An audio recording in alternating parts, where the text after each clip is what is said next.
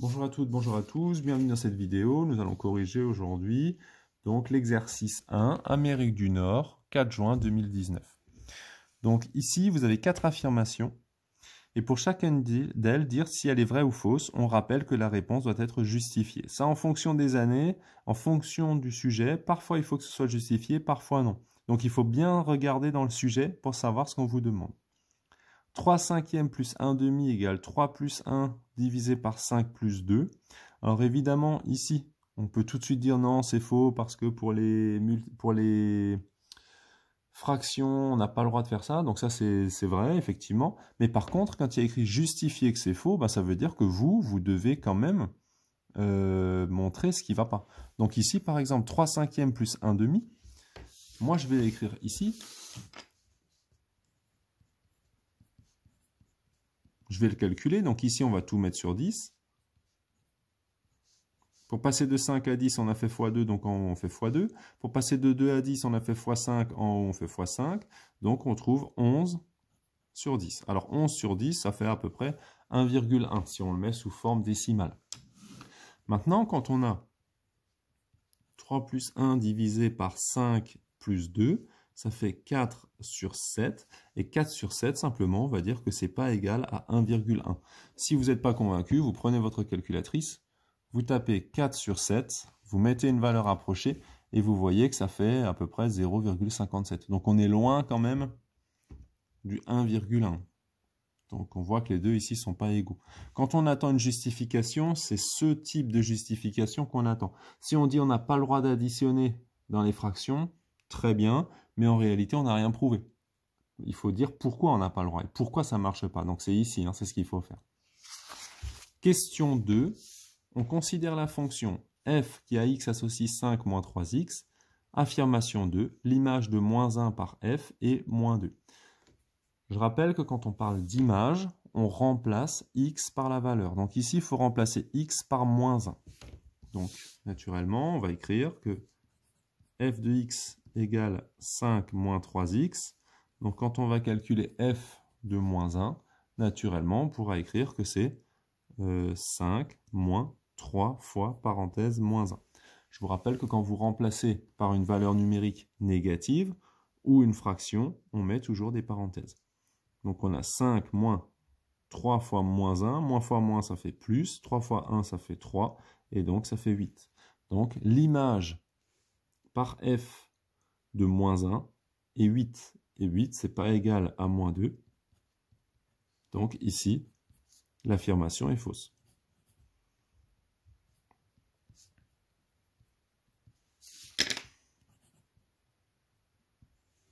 Ça, il faut l'écrire. Parce qu'en fait, la question, c'est dire si l'affirmation est vraie ou fausse. Donc, il faut répondre évidemment à la question. Question 3. On considère deux expériences aléatoires. Expérience 1. Choisir au hasard un nombre entier compris entre 1 et 11. 1 et 11 inclus. Expérience 2. Lancer un dé équilibré à 6 faces numérotées de 1 à 6 et annoncer le nombre qui apparaît sur la face du dessus. Il est plus probable de choisir un nombre premier dans l'expérience numéro 1 que d'obtenir un nombre pair dans l'expérience 2. Donc première chose, évidemment, il faut spécifier quels sont les nombres premiers entre 1 et 11. Un nombre premier, je rappelle que c'est un nombre qui, lui, accepte exactement 2 diviseurs. Quand je dis exactement 2, ça veut dire que si on prend 1, il n'est pas premier, parce que 1, il n'a qu'un seul diviseur, il a 1. Donc ici, les nombres premiers entre 1 et 11, on a 2. Donc évidemment là, c'est le seul nombre premier qui est pair. Donc ensuite, on a 3, parce qu'on peut diviser par 3 et par lui-même.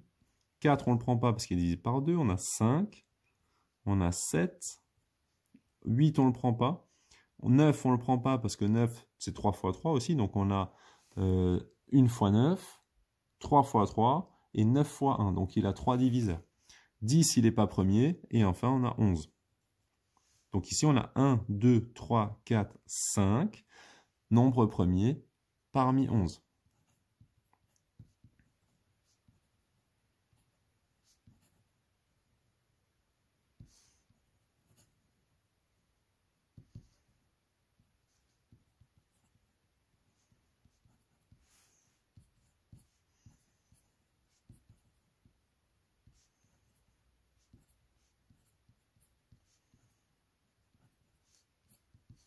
Donc, la probabilité d'avoir un nombre premier dans la liste de 1 à 11, eh ben, c'est quoi? C'est 1, 2, 3, 4, 5 sur 11.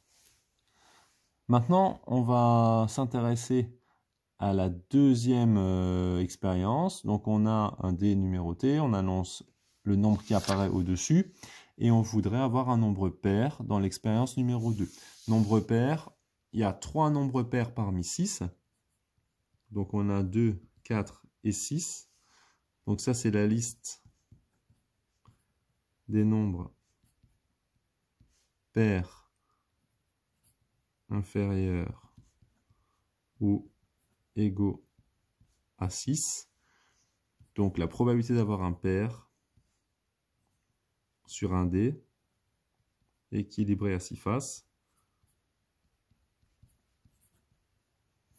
c'est 3 chances sur 6. Ben, vous avez 5 sur 11 qui est différent de 3 sur 6.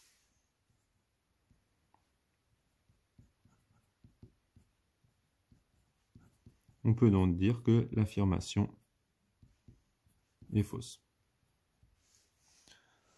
On s'intéresse maintenant à l'affirmation 4. Alors l'affirmation 4, vous avez ici deux développements à effectuer. Et avec vos deux développements, naturellement, vous allez pouvoir essayer de vérifier si l'affirmation est vraie ou pas. Donc 2x plus 1 au carré, moins 4. On va donc développer ici. Donc première chose, vous voyez ici une identité remarquable. Donc on a a carré, 4x carré, plus 2 fois 2x fois 1, donc 4x, plus 1 au carré, donc 1, moins 4.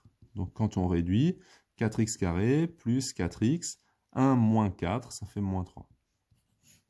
Donc ça, c'est l'expression algébrique du membre de gauche, une fois développée et réduite. Maintenant, on va s'intéresser à l'expression algébrique du membre de droite, une fois développée puis réduite.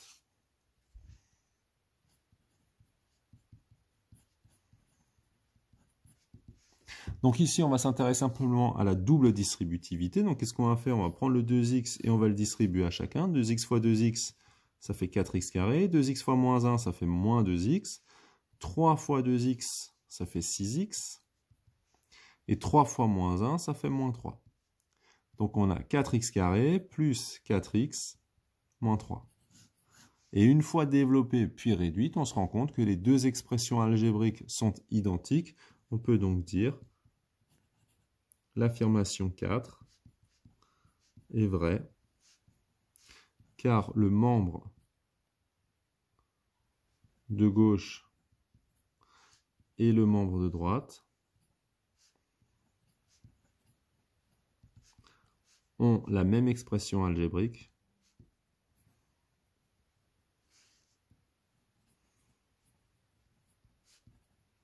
une fois développée